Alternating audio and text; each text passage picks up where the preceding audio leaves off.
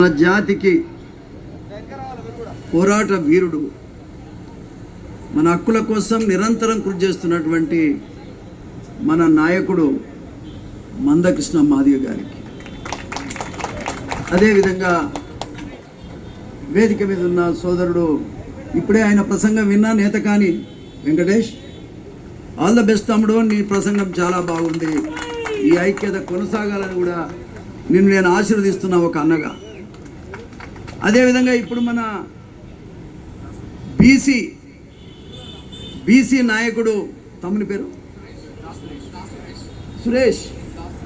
సురేష్, మనిషి అందంగా పొడుగ్గా ఎట్లా ఉండో ప్రసంగం కూడా అట్లే ఉంది, చాలా బాగుంది. తమ్ముని కూడా ధన్యవాదాలు. మీరంతా కలిసి రావాల్సిందిగా విజ్ఞప్తి చేస్తా ఉన్నా. ఇకపోతే ఈ సభకు చిన్నోడు, పొట్టిగా ఉన్న గచ్చోడు మన తమ్ముడు నరేష్ గారికి, ఎంఆర్పిఎస్ వేదిక మీద ఉన్న పెద్దలందరికీ, ఇక్కడ విచ్చేసిన అన్ని నియోజకవర్గ తెలంగాణ అన్ని ప్రాంతాల నుంచి వచ్చినటువంటి నా బంధువులారా, నా జాతి బిడ్డలారా,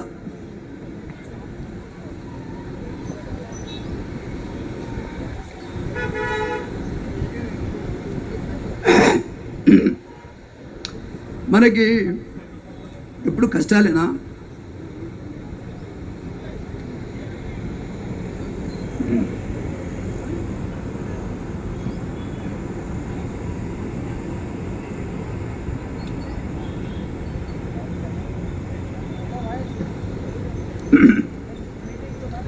మనకు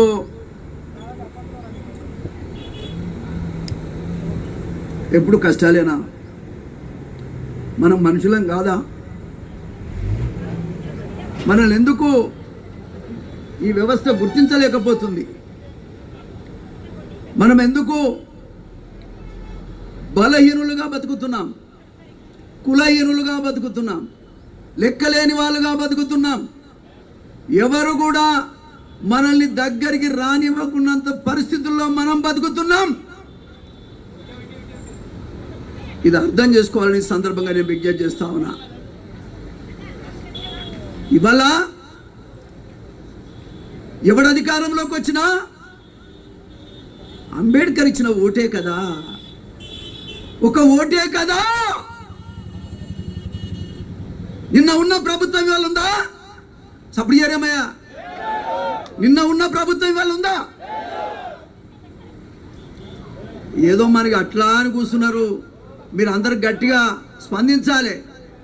నిన్న ప్రభుత్వం ఉండే అది ఇప్పుడు ఉందా? మరి లేదు. ఎందుకు లేదు? ఎందుకు లేదంటే మనం మార్చుకున్నాం. ఒక ఓటుతోటి, ఒక ఓటు గుద్ది మనం మార్చుకున్నాం.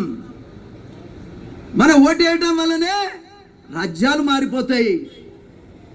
మనం ఓటు వేయడం వల్లనే రాజులు మారిపోతారు. ముఖ్యమంత్రులంతా మారిపోయినరు. ఎంతమంది ముఖ్యమంత్రులను చూసినా, నేను 10 మంది ముఖ్యమంత్రులను చూసినా.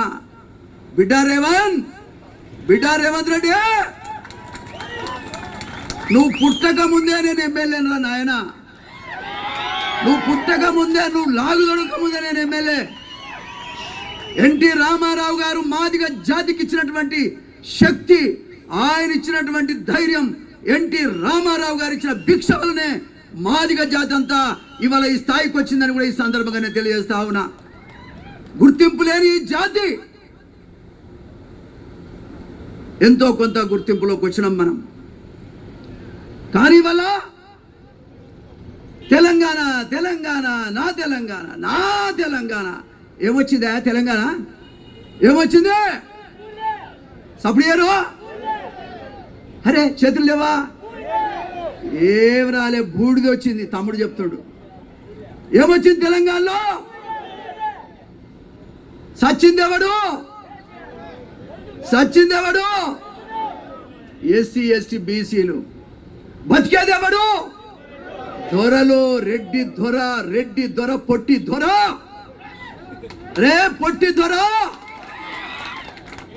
నువ్వు మమ్మల్ని బెదిరిస్తావా?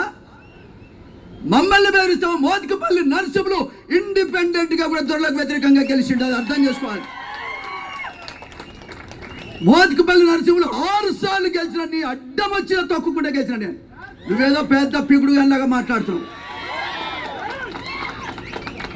ఎవడు అడ్డం వచ్చినా దొరలకు వ్యతిరేకంగా పోరాటం చేసి 6 సార్లు గెలిచినటువంటి వ్యక్తిని నేను. నువ్వు నన్ను బెదిరిస్తే నేను బెదిరే వ్యక్తిని కాదనేటువంటిది అర్థం చేసుకోవాలి. నువ్వెంత వినాశనకారివో, ఎంత దుర్మార్గుడివో, ఎంత కులపిచ్చుందో. నేను ఎంతో మంది రెడ్లు చూసిన, ఏ రెడ్లు కూడా ఇంత దుర్మార్గంగా లేరు. నేను చెన్నారెడ్డిని చూసిన, విజయభాస్కర్ రెడ్డిని చూసిన, రాజశేఖర్ రెడ్డి గారిని చూసిన, కిరణ్ కుమార్ రెడ్డి గారిని చూసిన, అదేవిధంగా జనార్దన్ రెడ్డి గారిని చూసిన. ఎవరు కూడా ఇంత దుర్మార్గమైనటువంటి, నీచమైనటువంటి, దుర్మార్గమైన వ్యక్తిని రెడ్లల్లో నేను చూడలేదు అని ఈ సందర్భంగా నేను తెలియజేస్తా ఉన్నా. రెడ్లల్లో నేను చూడలేదు. రెడ్లు మాదిగలు కలిసి ఊళ్ళల్లో రాజకీయం చేసినటువంటి విషయాన్ని చూసే తప్ప మా కులాన్ని అనగదొక్కడానికి ఇవాళ నువ్వు రాజ్యానికి వచ్చినట్టుగా నువ్వు చూపించుకుంటున్నావు. ఇది సహించరాని విషయంగా ఈ సందర్భంగా నేను తెలియజేస్తా ఉన్నా.